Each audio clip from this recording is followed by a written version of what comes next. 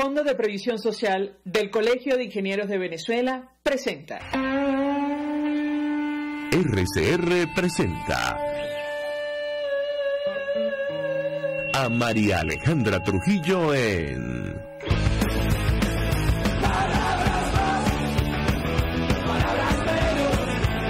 Palabras más, palabras menos.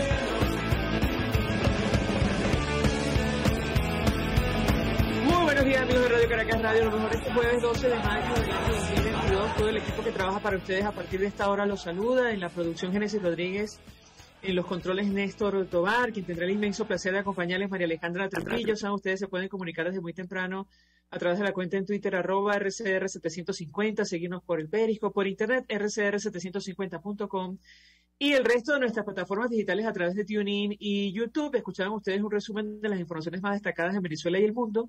Comentaré solo algunas porque ya tenemos a nuestro primer invitado vía Zoom, el subsecretario de Estado para el Hemisferio Occidental del gobierno norteamericano, Brian Nichols, aseguró a Estados Unidos apoya un proceso de negociación en Venezuela que lleve a la democracia plena. Y esto se desprende de una entrevista que ofreció al diario El País. De España, no nos parece conveniente incluir a países que no respetan la democracia. Esto en la Cumbre de las Américas, dice la nota de Miguel Jiménez, cuando queda menos de un mes para que se celebre la Cumbre de las Américas. Estados Unidos aún no ha extendido las invitaciones oficiales, pero ha dejado bastante claro que no cuenta con Cuba, Nicaragua y Venezuela, lo que ha provocado críticas del gobierno de La Habana y un envite del presidente mexicano Andrés Manuel López Obrador, que ha supeditado su participación en el encuentro a que se invite a esas naciones. De hecho, ayer me parece ya confirmó que no va a asistir. Habrá que ver cómo se desarrollan los acontecimientos, pero bueno, es una posición de inicialmente compromiso con la democracia. La del gobierno norteamericano. Nicolás Maduro ayer dijo que estaba abierto al diálogo para consolidar la recuperación económica. Este tema vamos a hablar ampliamente durante la mañana de hoy. Él anuncia que va a destinar acciones de varias empresas públicas como Cante y Movilnet a inversionistas privados. No sé si es un reconocimiento implícito del fracaso de la política del exprópiese, de las estatizaciones, pero vamos a preguntarle directamente a nuestro invitado, el economista, profesor de la Universidad de Carabobo, Carlos Yáñez, nos acompaña vía Zoom. Le agradezco profundamente recibir esta comunicación. Bienvenido, muy buenos días.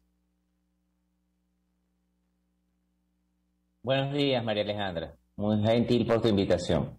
Pues es un gusto conversar como siempre con nuestro invitado. Yo le pediría un primer comentario acerca de este tema. Este anuncio sobre lo que parece la privatización parcial de empresas que en un momento determinado fueron nacionalizadas o expropiadas, confiscadas por el Estado. ¿Qué puede decirnos? Lo escuchamos.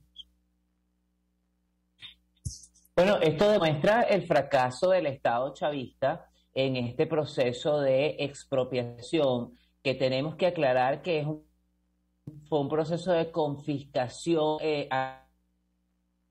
arbitraria,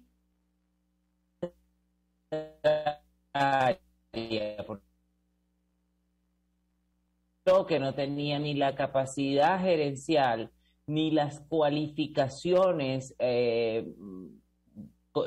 conocimiento para poder poner en actividad estas empresas. Caso de Sambil de la Candelaria, caso de Agroisleña, y entonces vemos cómo sin ambague devuelven lo que no pudieron activar, lo que no pudieron ejercer, lo que no pudieron poner a producir. Y supongo que lo propio pasará con la sede de el diario El Nacional, que ahora fue convertida en una universidad de comunicación socialista, como que si existieran áreas del conocimiento específicos para el socialismo. Esta privatización viene a consolidar la mutación del modelo chavista hacia un modelo de corte capitalista corporativo, en donde su socio ideológico o las personas cercanas a su ideología reciben ciertas prebendas. Sin embargo, devolverlo a sus dueños originales no podemos considerarlo una que vivieron de...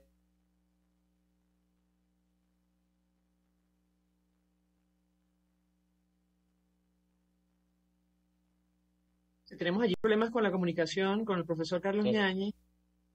Le comento a mi equipo si tenemos problemas con No sé internet. si me escuchas. Sí, profesor, tenga teléfonos al lado para, por si acaso perdimos comunicación por internet, pero adelante.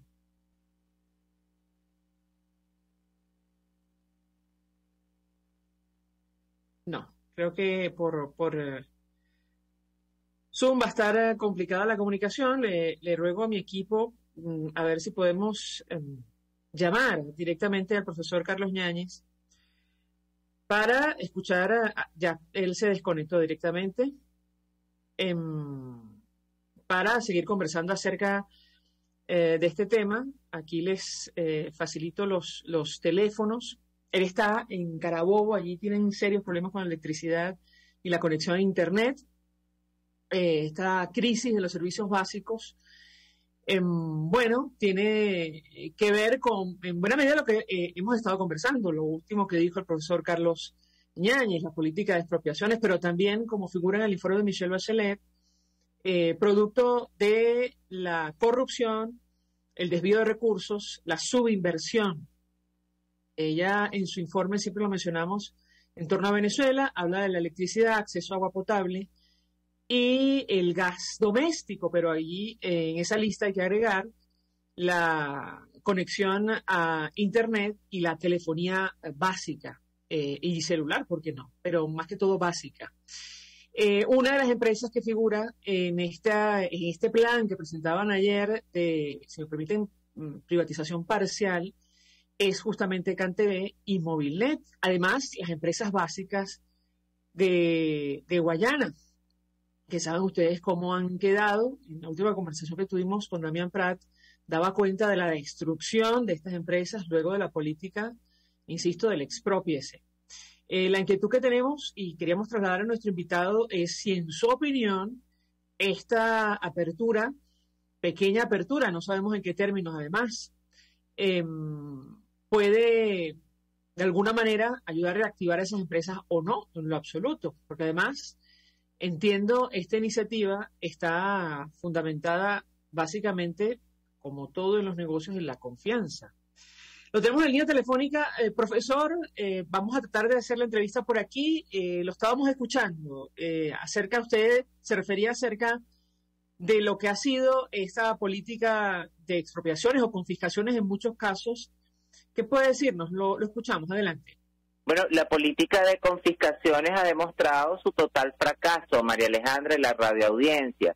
Un fracaso medido en la destrucción de la capacidad operativa de estas empresas que han sido expropiadas. Me refiero casos puntuales como el de Agroisleña, donde se destruyó la capacidad de otorgar créditos al sector de la producción agroindustrial en el país, el Sambil de la Candelaria, que en menos de 6 meses sus propietarios se comprometen a tenerlo listo, y ya lo van a tener listo porque fue una política absolutamente discrecional y malcriada la del chavismo.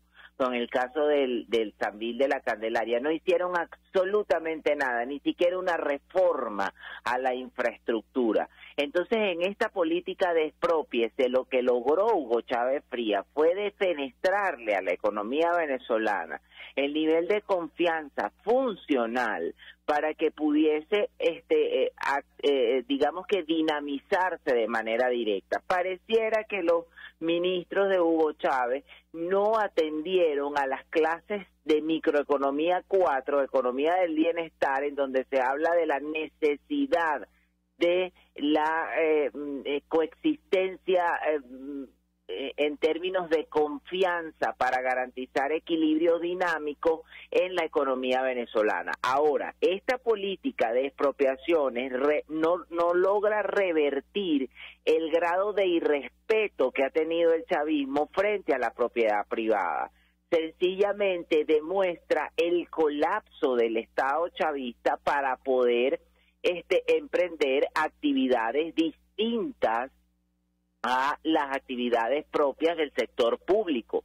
En la propia administración pública, el daño infringido por la política de Hugo Chávez Frías a la industria petrolera venezolana dan cuenta de una contracción en la producción petrolera venezolana cercana a lo que teníamos en 1940. Venezuela producía 3,5 millones de barriles de petróleo diario y produce en la actualidad menos de 900.000 barriles de petróleo diario, y el mes pasado produjimos 28% menos de esa capacidad instalada de producción. La destrucción de las industrias básicas, la destrucción de los acuerdos sindicales. Ahí es donde uno entra en conflicto y se pregunta si el tema de las sanciones, que es tan repetido por la lógica del chavismo, tiene un óbice racional de justificación, porque entonces un país que según ellos se está recuperando no debió de estar jamás mal, o no debió de estar jamás afectado, o no debió tener esta situación económica si se está recuperando en el marco de las sanciones. Entonces las sanciones no lograron el efecto esperado. Sencillamente la política de expropiación del régimen de Hugo Chávez Frías demostró una limitación fundamental, y el régimen de Nicolás Maduro no es más que la concentración de errores del régimen de Hugo Chávez Frías en términos del manejo de la propiedad privada. Te escucho, María Alejandra. Profesor, en términos de venta de acciones, que es lo que anunció ayer, 11 de mayo, Nicolás Maduro, esto se basa en la confianza. ¿Existen las condiciones, en su opinión, para que el sector privado entre en este tipo de negociaciones? Porque, digamos, en Venezuela no existe, el Estado de Derecho está comprometido, y este tipo de acciones dependen de, digamos, la decisión que tome al final del día el propio Nicolás Maduro y quienes lo acompañan. ¿Qué puede decirnos sobre este tema? Es decir, las posibilidades de éxito de una iniciativa de esta naturaleza, ¿cómo lo ve usted? Bueno, las posibilidades de éxito del mercado de capitales en Venezuela, que es mínimo, es muy pequeño, están condicionadas por los términos de confianza en los cuales se den esas negociaciones en los mercados, en el mercado bursátil, en la bolsa de valores de Caracas, donde participan, te repito, muy pocas empresas en unas condiciones muy limitadas, sobre todo de manejo de los capitales colocados en esos mercados financieros o en ese mercado de capitales, porque en Venezuela la dolarización financiera está truncada. En Venezuela la dolarización financiera no ha logrado niveles de evolución distintos a al pivote inicial de las transacciones que se tienen. Entonces se requiere confianza, igual que se requiere confianza para que los títulos valor del Banco Central de Venezuela sean adquiridos en la República. Comenzamos a ver con mucha preocupación cómo la primera semana del mes de mayo, del 1 de mayo al 6 de mayo, el tipo de cambio ha mantenido una conducta alcista, y a la fecha el tipo de cambio sigue manteniendo esa conducta al alza, como respuesta evidente a la imposibilidad que mantiene el Banco Central de Venezuela de poder seguir interviniendo en las mesas de dinero. Entonces, toda esta política de anuncio, de ventas de acciones, de fomento al mercado de capitales, depende de la confianza, depende de la seriedad de un equipo económico que acompañe al presidente de la República, que acompañe a las autoridades gubernamentales, que garantice que existirá redituabilidad y respeto a la inversión y respeto a la propiedad privada. Escucho, María. Profesor, tenemos que hacer una pausa para ir a publicidad. Al regreso quisiera referirme bueno, otra de las medidas en el marco de la crisis que afecta a nuestro país, que tiene que ver con el impuesto a las grandes transacciones financieras. Inicialmente, decía Conindustria, esto puede tener un impacto entre 12 y 18% en el precio final de los productos. Esto es decir, esto se refiere a la inflación. Al regreso de la pausa, yo le pediría un comentario. Ya venimos. Seguro. Usted escucha Palabras Más, Palabras Menos en RCR 750 AM. Puedes seguirnos en nuestras redes sociales.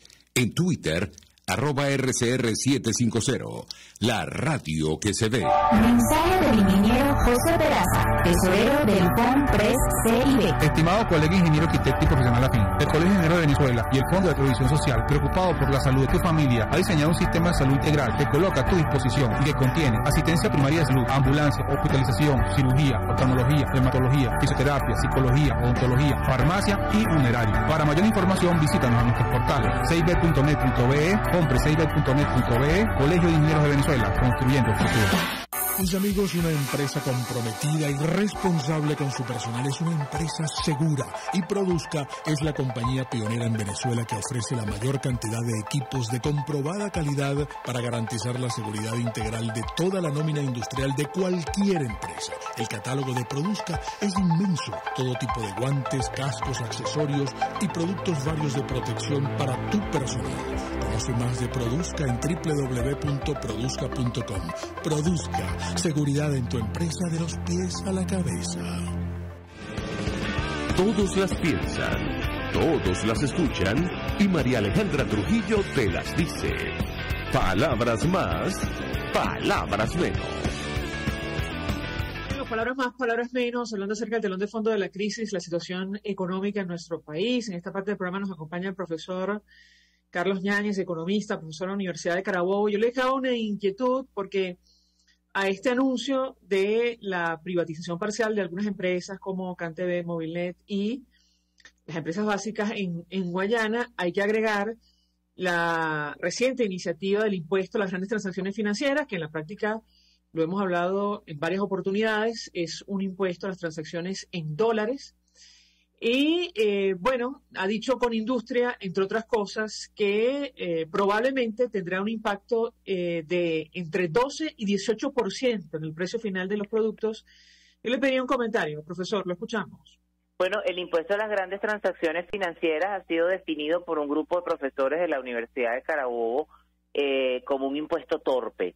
Es un impuesto absolutamente torpe porque es un impuesto que grava las transacciones en dólares en una economía que está dolarizada de facto, asimétricamente y de expectativas o desde las expectativas, y que es un impuesto que se aplica a toda la cadena de valor.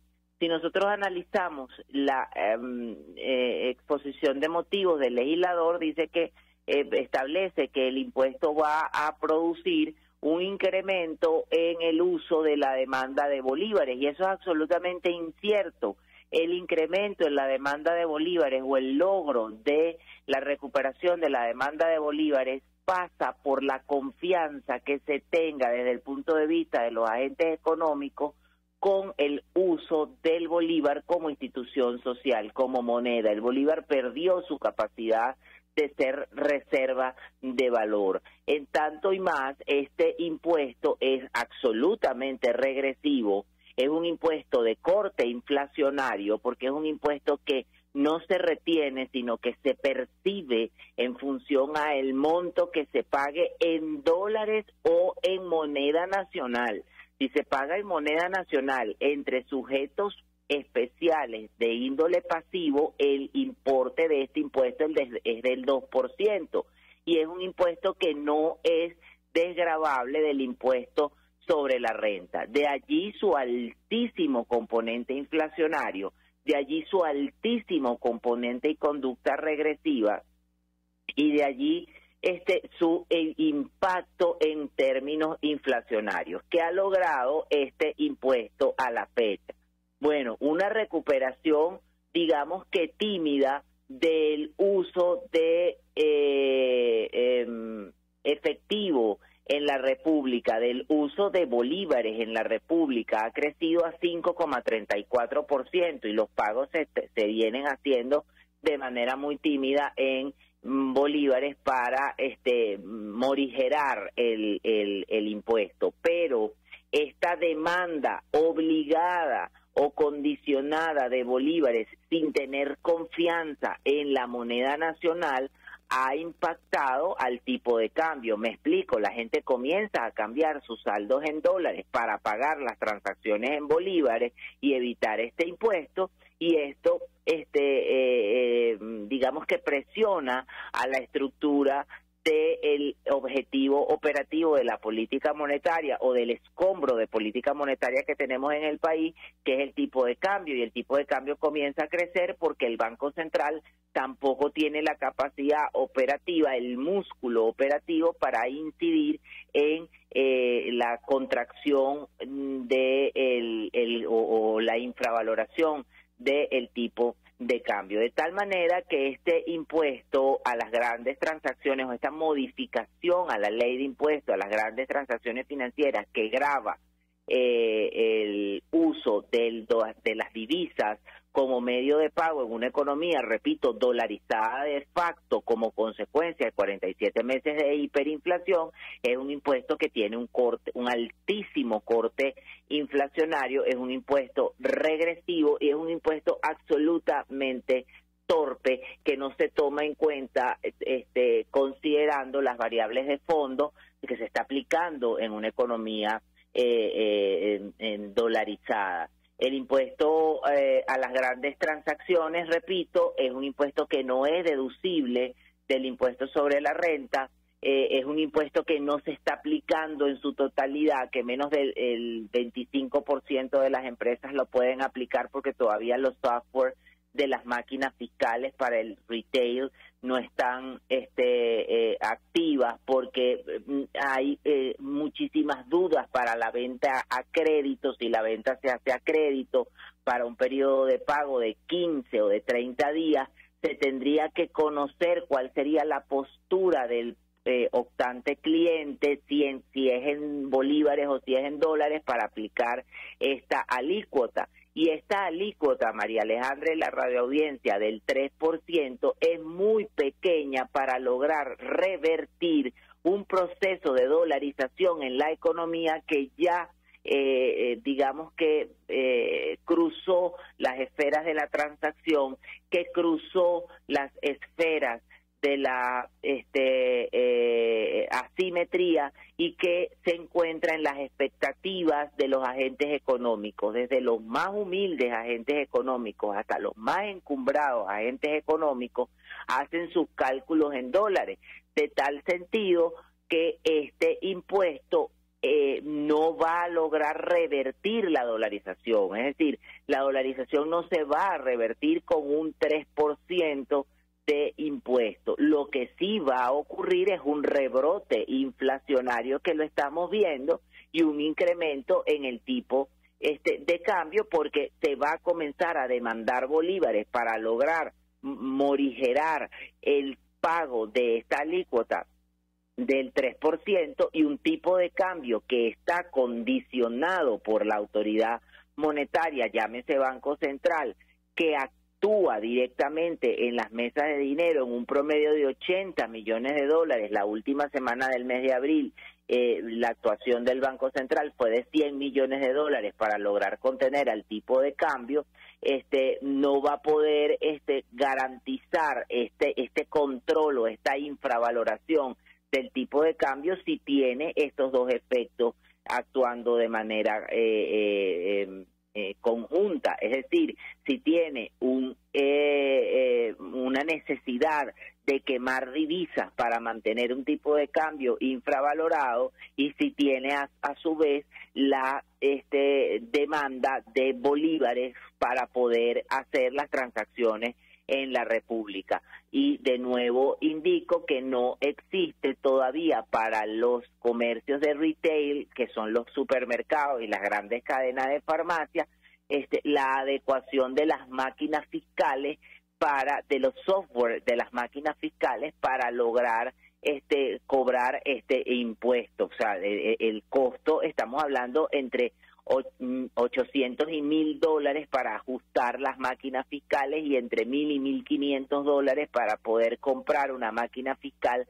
nueva, y hay retail que tienen 10 cajas para poder actuar en una sola sucursal. Entonces es un impuesto que no se tomó en cuenta, pero como es este estado, no se dio vacati ley, no se le permitió a los comerciantes adecuarse, y existe muchísima expectativa y dificultad en torno a este impuesto, que dicho sea de paso también retrasa la dolarización financiera que es tan necesaria en un país como Venezuela.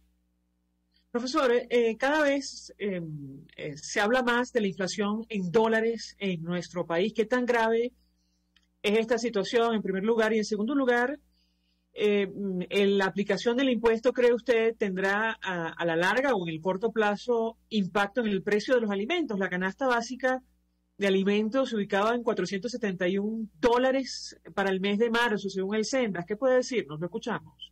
Bueno, el tema de la inflación en dólares en Venezuela, quiero aclarar de nuevo que no es el término correcto. Venezuela lo que tiene es una pérdida de poder adquisitivo del dólar, basado en dos grandes factores. El primero de ellos es la sobrevaloración del tipo de cambio por parte del Banco Central de Venezuela, quien actúa en las mesas de dinero para mantener controlado el tipo de cambio, y actúa como un trader, colocando posturas de dólares por encima de la capacidad de absorción que tiene la industria bancaria y dejándola ilíquida en términos de bolívares. Esa infravaloración hace que el poder de cambio del tipo del dólar o el poder adquisitivo del tipo de dólar en poder de paridad cambiaria sea recesado. Y la otra variable, quizás con mayor incidencia, es que los empresarios privados y comerciantes en Venezuela que han sobrevivido a este holocausto en materia económica tienen estructuras de costos o presentan estructuras de costos absolutamente ineficientes, no porque los empresarios sean ineficientes, María Alejandra y la radioaudiencia, sino sencillamente porque aquí el Estado venezolano colapsó, y entonces el empresario tiene que asumir los costos de la provisión de servicios públicos, llámese energía eléctrica, agua potable, transporte para los trabajadores, amén de la remuneración por encima del salario mínimo que tiene la República, que es de $22, tomando en cuenta la última cotización del tipo de cambio del día de ayer, que fue de 5 bolívares con 0.3 centavos por dólar. Estas estructuras ineficientes se trasladan a el precio final. O sea, pues si usted tiene una empresa productora de calzado y usted tiene que comprar el transformador para que le dé energía eléctrica a su empresa, y usted tiene que comprar un vehículo para trasladar a su personal, y usted tiene que comprar la gasolina para pagársela a sus trabajadores para que puedan llegar al puesto de trabajo, desde luego todos esos costos para los cuales no está preparada la empresa se trasladan al precio final, así como se trasladará al precio final este impuesto a las grandes transacciones financieras, no en el montante del 3%, María Alejandra, en el montante del 3% acumulado por cada cadena de valor que esté involucrada en la producción del bien o en la prestación del servicio. Por eso con industria hablaba entre un 12 y un 18% de este rebrote inflacionario. Vemos como en el mes de abril el dato de inflación de Observatorio Venezolano de Finanzas de 3,9% y el dato de inflación intermensual de Banco Central de Venezuela es de 4,4%, con lo cual evidentemente se demuestra que la inflación en Venezuela no está controlada y nos encontramos en un vórtice de pre-hiperinflación. ¿Es previsible entonces que digamos, haya un incremento en los índices de inflación en este mes de mayo, en su opinión, profesor? Producto, entre otras cosas, de este absolutamente previsible, amén que se corresponde con las observaciones de algunas agencias de inteligencia que hablan de que en el mes de mayo vamos a comenzar a ver la recuperación. Desde luego se va a comenzar a ver esa recuperación, que quiero aclararle a la radioaudiencia que no será superior al 6,6% en el mejor de los casos, y que va a haber un intervalo de 1,5 a 6,6%, pero una recuperación con una senda de rebrote hiperinflacionario. El dato de Credit Suisse de 20% es un dato absolutamente descabellado, en donde se establece una correlación por demás débil que establece que la economía venezolana obedece única y exclusivamente a la recuperación del sector petrolero. Y eso, aparte de ser simplista, digamos que contraviene los preceptos econométricos básicos, y me voy a permitir hacer un tecnicismo aquí, contraviene los preceptos econométricos básicos de multicolinealidad, no heterosedasticidad y homosedasticidad. Es decir, establece una correlación débil entre la conducta del sector petrolero y toda la conducta de la actividad económica. Por ende, está inobservando la variabilidad que puede existir, o las diferencias que pueden existir, para que la radioaudiencia entienda, entre el sector petrolero y el sector manufactura y el sector de construcción, el sector petrolero y el sector de prestación de servicios y el sector financiero. Sencillamente es una expectativa, o es una proyección absolutamente débil, errada desde el punto de vista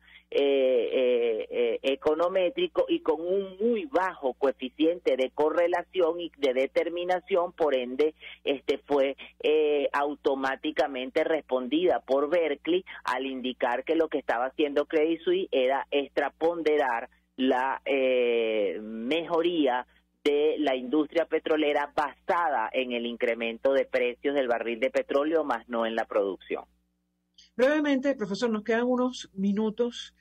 A la luz de lo que usted comparte con nosotros, quienes van a llevar la peor parte de este impuesto son los ciudadanos. ¿Es lo que usted quiere decir, correcto? Sí, quienes van a llevar la peor parte de este impuesto, o quien es el pagador de este impuesto, es el ciudadano. Y también el comerciante y el empresario tiene que ajustar su software y sus sistemas administrativos para poder, quiero aclarar, no retener el impuesto, porque el impuesto no se retiene, sino que se percibe, se le cobra al ciudadano y posteriormente se entera a la administración tributaria en la fase de la cadena de valor. Si usted está comprando materia prima entre sujetos pasivos especiales, luego cuando esa materia prima se coloca para producir el producto final, y ese producto final llega a los distribuidores o mayoristas, hay otra percepción y evidentemente otra adición del impuesto, hasta que finalmente llega a la cadena de el detal, en donde lo paga el consumidor. Entonces el consumidor pagará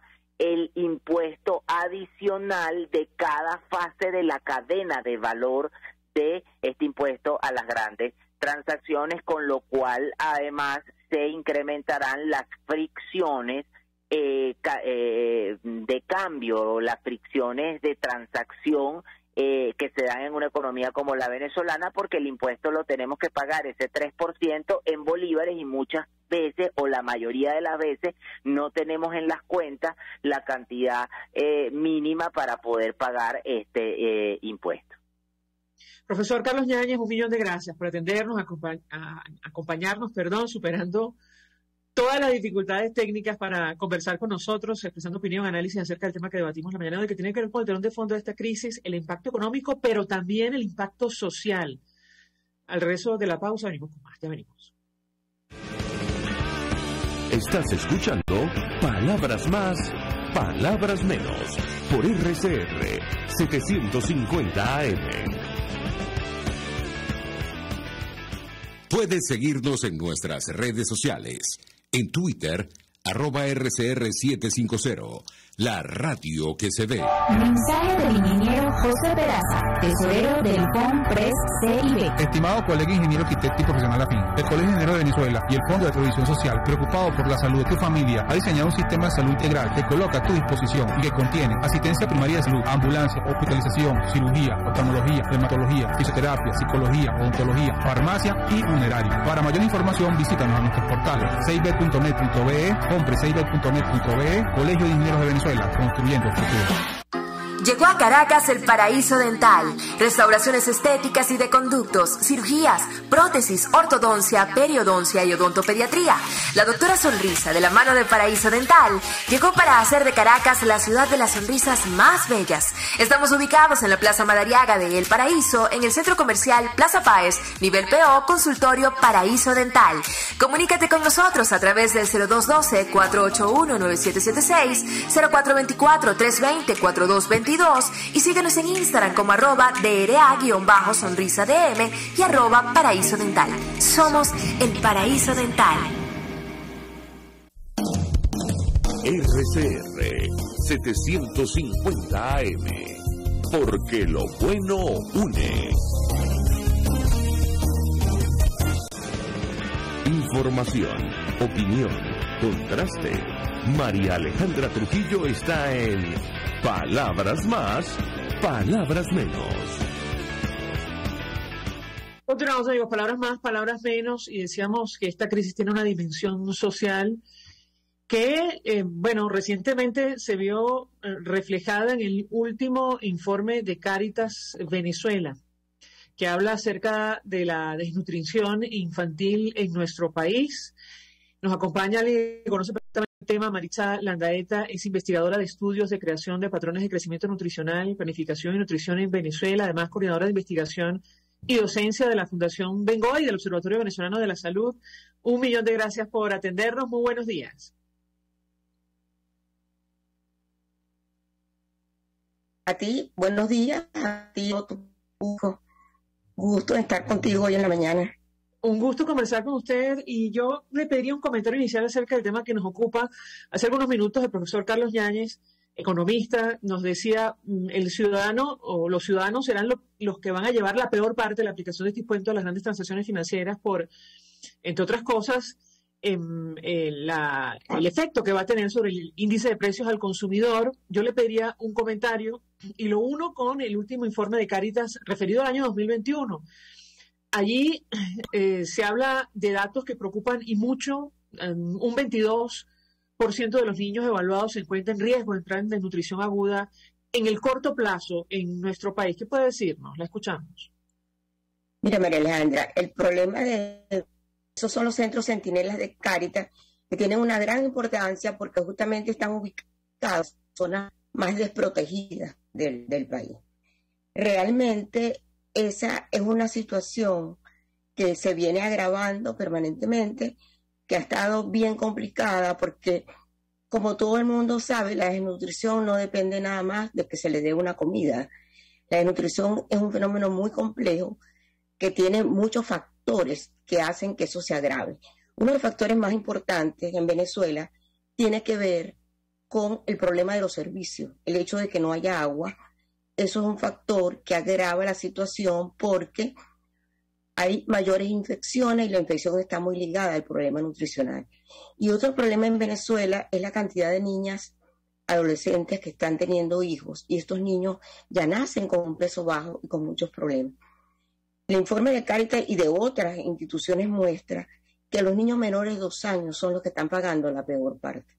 Y realmente yo coincido que toda esta serie de medidas económicas que vayan en perjuicio de lo que es el poder adquirir alimento, el poder que la familia tenga posibilidades de acceder a una alimentación mínima, balanceada, eso realmente repercute en la situación nutricional. Y así como eso, otras medidas que son fundamentales, el hecho de que no haya un acceso a alimentos más o menos económicos para que la gente pueda acceder el impacto que toda esta serie de medidas tiene sobre la canasta alimentaria es muy severa. ¿Y a quién afecta más? Pues a la gente en peores condiciones. Y además, a eso le tienes que añadir el problema de los otros servicios, como tiene que ser la disponibilidad de gas, como tienen que ser, por ejemplo, que los alimentos estén accesibles a las personas en los sitios adecuados y que ellos puedan tener acceso a alimentos fundamentales. Como bien sabemos, en todas las encuestas nos demuestran que hay un gran déficit en el consumo de proteínas y eso es fundamental. Si un niño no recibe proteína, ni un adulto, el niño no puede crecer. La proteína se usa para crecer, mientras las calorías permiten que tú puedas tener el balance y que puedas utilizar las proteínas para lo que realmente son importantes. Pero además hay un hecho que no podemos dejar pasar por alto. Mientras más temprano se instale la desnutrición, más severo van a ser las consecuencias. Por lo tanto, estos niños que tienen esta desnutrición a tempranas edades, su futuro biológico está muy comprometido. ¿Por qué? Porque realmente la desnutrición afecta el cerebro y estos niños van a tener menos capacidades para desarrollar un apresto escolar y mañana van a tener limitaciones. Se dice que realmente los países donde la desnutrición es muy, muy grande llegan a perder hasta el 3% de su PIB. ¿Por qué? Porque su población, esta rémora social que impacta sobre la población, va a tener un impacto muy negativo a largo plazo sobre la economía del país. Hay algunos datos, insisto, que preocupan y mucho. Conversábamos hace algunos días con Susana Rafali al respecto y le traslado la inquietud a nuestra invitada. Se detectó desnutrición aguda global en el 10,1% de los niños evaluados hasta noviembre de 2021. Este nivel es consistente con los umbrales de crisis de salud pública. El 22% de los niños evaluados se encuentra en riesgo de entrar en desnutrición aguda a corto plazo. Tomadas en conjunto, los registros revelan que más de un tercio de los niños en las parroquias evaluadas están en riesgo nutricional o daño nutricional ya instalado. Yo le pedí un comentario. Con el caso de la desnutrición aguda entendemos que está en riesgo la vida de estos pequeñitos. ¿Qué puede decirnos? La escuchamos. Fíjate, la ayuda humanitaria se ha enfocado mucho en la parte de la desnutrición aguda. Ellos hacen un trabajo, pero eso es insuficiente. Los datos que muestra Susana son evidentes. ¿Qué pasa? Esa población con riesgo es muy vulnerable a cualquier proceso que se produzca. Que ella comenta, si ese niño que está en riesgo llega a tener una infección, ese niño ya cae en una desnutrición aguda, severa. Y eso es perjudicial para su salud. ¿Qué pasa en Venezuela? Nosotros, si bien es cierto que hay que atacar la desnutrición aguda, hay que procurar que esos niños que salen de la desnutrición aguda puedan mantenerse sanos. Y ahí está el problema. Las ayudas humanitarias son por corto tiempo. Y muchos niños que logran de la desnutrición aguda recaen. Eso lo reportan todos los informes. ¿Por qué, Alejandra? Porque no hay una infraestructura en el país sanitaria permita que esos niños que logran recuperarse puedan seguir atendidos, teniendo sus vacunas, que no se puedan enfermar, que puedan tener un requerimiento mínimo. Eso no se está cumpliendo en el país. Y entonces ese es un círculo perverso donde muchos de estos niños vuelven a recaer y ese porcentaje tan alto de niños en riesgo, esos son sumamente vulnerables a cualquiera de estos problemas. Esto que está hablando del impacto que puede tener sobre incremento de los alimentos va a ser un factor determinante para esos niños para que agraven su situación nutricional. Si permite, tenemos que hacer una pausa para ir a publicidad. Al regreso quisiera referirme a un tema que parece baladí, pero no lo es, destacado incluso por la prensa internacional. Sabe usted, esta conseja, producto de la propaganda política que advierte que Venezuela se arregló, decía el País de España, es un espejismo que atormenta la conciencia nacional. Yo le pediría un comentario al regreso a la luz de estos datos estamos comentando, el tema de la desnutrición infantil, y lo que advierte el informe de Cáritas es que hay una tendencia general a que la desnutrición aguda global se incremente, o se ha venido incrementando al menos a lo largo del año pasado. Al regreso de la pausa, yo le pedí un comentario. Ya venimos. Escuchas a María Alejandra Trujillo en Palabras Más, Palabras Menos, por RCR 750 AM. Sintonícenos a través de Periscope, @RCR750, la radio que se ve. Mensaje del ingeniero José Peraza, tesorero del FONPRES CIB. Estimado colega ingeniero arquitecto y profesional afín, el Colegio de Ingenieros de Venezuela y el Fondo de Previsión Social, preocupado por la salud de tu familia, ha diseñado un sistema de salud integral que coloca a tu disposición y que contiene asistencia primaria de salud, ambulancia, hospitalización, cirugía, oftalmología, dermatología, fisioterapia, psicología, odontología, farmacia y funeraria. Para mayor información, visítanos a nuestros portales seibet.net.be, compre-seibet.net.be, Colegio de Ingenieros de Venezuela, construyendo el futuro. Cuando hablamos de Honda, hablamos de Distaci Motors, el concesionario Honda que pica adelante en precios, condiciones y servicio. Todo el personal de Distaci Motors, tanto técnico como de atención, está actualizado, capacitado y certificado permanentemente para atender correctamente tu vehículo. www.distaci-honda.com.be. Distaci Motors, tu concesionario Honda en Los Palos Grandes. Se dicen, se ocultan, se piensan, se descubren. Palabras más, palabras menos. Con María Alejandra Trujillo. Continuamos, amigos, palabras más, palabras menos. Hablamos en esta parte del programa acerca de la dimensión social de la crisis. Nos acompaña Maritza Landaeta, quien es coordinadora de investigación y docencia de la Fundación Bengoa y del Observatorio Venezolano de la Salud. Y yo le acabo una inquietud, insisto, parece baladí, pero no lo es. Producto de la propaganda política, bueno, se ha puesto a rodar un eslogan que advierte que Venezuela se arregló. A la luz de estos datos de Cáritas, yo le pedía un comentario. La tendencia, según el último informe referido a 2021, la tendencia general en la desnutrición aguda, global, moderada y severa fue a incrementarse a lo largo del periodo, el año anterior, con relación a los niveles de inicio de año, aunque en ciertos meses particulares descendiera. ¿Qué puede decirnos? La escuchamos. Bien, María Alejandra. El problema de la desnutrición, no solamente la global, sino también la desnutrición crónica, la que produce retraso de crecimiento en Venezuela, sigue incrementando. Y es una de las grandes preocupaciones que existe no solamente en Venezuela, en el mundo, en América Latina. Uno de los problemas más serios es realmente el retraso de crecimiento en los niños. Y en cuanto al comentario de que se arregló, bueno, es un grupo de personas muy pequeñas, como los economistas, pero la gran masa venezolana sigue teniendo problemas muy serios. ¿Por qué? Porque el problema fundamental se ha resuelto. En Venezuela no hay trabajo, no hay manera de que la gente produzca, si bien es cierto que hay un grupo que ha mejorado, y eso no se puede negar, sustancialmente sus ingresos a través de comercio, básicamente.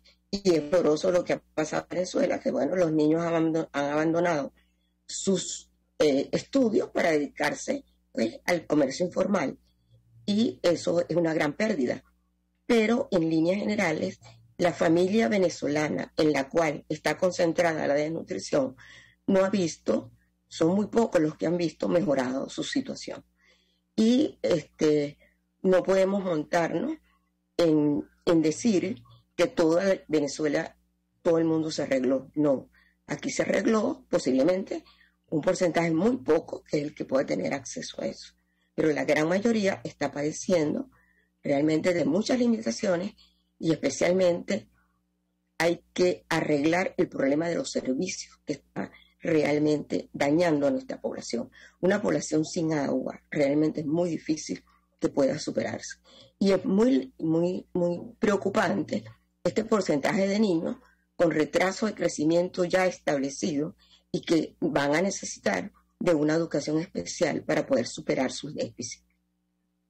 Ahora tengo que preguntarle, allí se habla de algunos elementos a considerar para el análisis de la desnutrición, que tienen que ver evidentemente con la crisis económica, la dolarización transaccional de nuestra economía, el reinicio de las remesas, pero son elementos efectivamente que no abarcan a la gran mayoría de la población. De hecho, hay zonas del país que preocupan y mucho, por ejemplo, en San Fernando de Apure y Machiques, el número de niños con desnutrición aguda global alcanza niveles de emergencia. ¿Qué puede decirnos? La escuchamos. Claro, esas son zonas muy desprotegidas que realmente siempre han tenido un porcentaje muy alto porque ellos no tienen acceso. María Alejandra, en la medida que nosotros nos vamos alejando de las zonas urbanas, en esa medida se va incrementando el problema nutricional.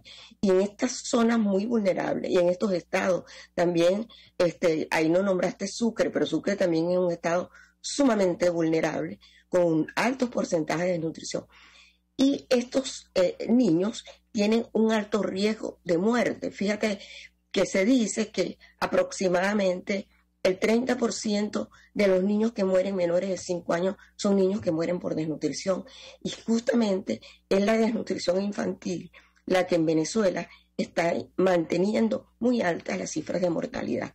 Entonces, estas zonas tan alejadas necesitan de una atención muy especial para lograr que estos niños en alto riesgo y esta familia con alta vulnerabilidad puedan mejorar su situación. Pero desafortunadamente a ellos es a quien menos le llegan las ayudas. Finalmente, ¿qué hacer? Porque, como ha dicho nuestra invitada, o ha reiterado, mejor dicho, la ayuda internacional no es suficiente. La escuchamos. Mira, necesitamos que el Estado asuma su papel, que se reactiven todos los centros de atención materno-infantil, que la mujer embarazada pueda tener una protección durante su embarazo, que garanticemos realmente que estas madres reciban todos sus micronutrientes, porque a esa desnutrición, María Alejandra, hay que sumarle la deficiencia de micronutrientes que es muy severa en el país. Se supone que el 30% de estas mujeres embarazadas tienen anemia y ya eso es una espada de Damocles para esas criaturas que van a nacer. Necesitamos que realmente se pueda priorizar y no darle a todo el mundo una bolsa como es, sino priorizar a la familia y de acuerdo a sus vulnerabilidad poderlas atender. Pero al mismo tiempo necesitamos que en este país se reactive el trabajo. La familia que hemos entrevistado, ¿qué están solicitando? Necesitamos dónde trabajar. Ellas no están pidiendo dádiva, ellas quieren que se les dé trabajo. Y una de las cosas que hay que hacer en Venezuela, Dios quiera que todo se focalice a reactivar nuestra economía y que pueda la familia venezolana disponer de un ingreso que le permita ser libre para elegir su alimentación. Y esa es una libertad que no podemos negarla en este país. Y sobre eso realmente debemos trabajar. Maritza Landaeta, un millón de gracias por atendernos, acompañarnos, ayudarnos a entender la dimensión de esta crisis desde el punto de vista de la desnutrición infantil, tal y como lo revela el último informe de Cáritas. Gracias. Nosotros nos despedimos. Gracias. Lo hacemos gracias. Lo hacemos en nombre de todo el equipo. Los dejamos por todos los medios. El Fondo de Previsión Social del Colegio de Ingenieros de Venezuela presentó. RCR presentó Palabras Más, Palabras Menos. RCR 750 AM.